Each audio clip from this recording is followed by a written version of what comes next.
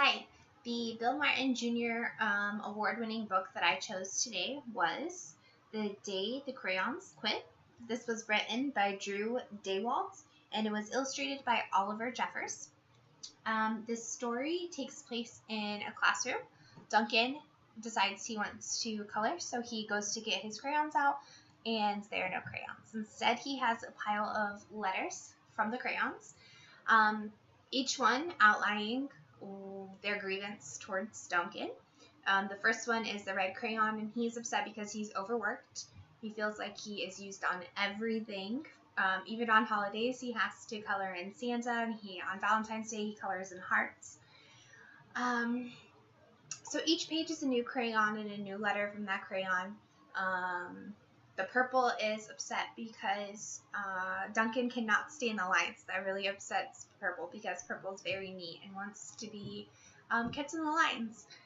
Black is upset because Duncan never draws anything that's black. He always uses the black crayon as kind of an outline. One of his examples is Duncan making a beach ball, and he outlines in black, and then he colors in the inside of the beach ball with the other colors. So each crayon has a problem, but when it comes to the end of the book, Duncan gets a great idea, and he creates a masterpiece, and he takes every single crayon, and he kind of follows along with what they were complaining about, and he makes an amazing picture with all of them, how they want to be used. Here's a look at that.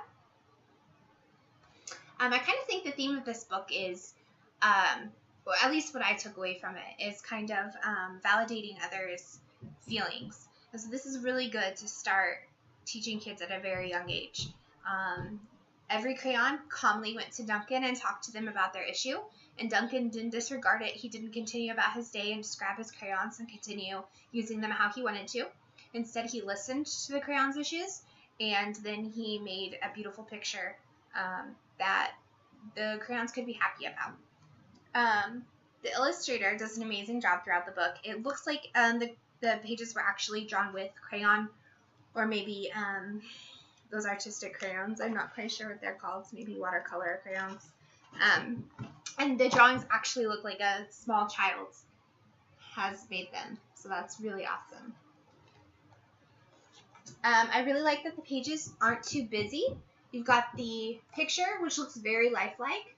There's some shading. It kind of pops out at you. And then the other page supports the letter from the color. But it's very simple design. It's not overdone. You don't feel overwhelmed, which I think you could easily do with children's drawings. It could be overwhelming, but they're pretty simple and to the point.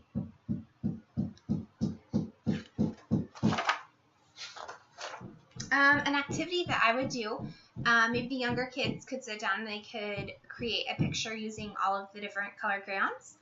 Maybe the older ones could actually follow the rules set aside by each crayon and make a picture that way.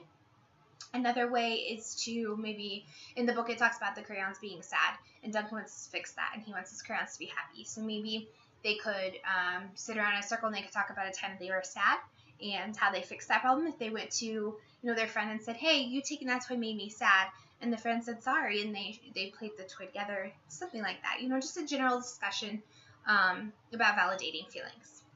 Thank you.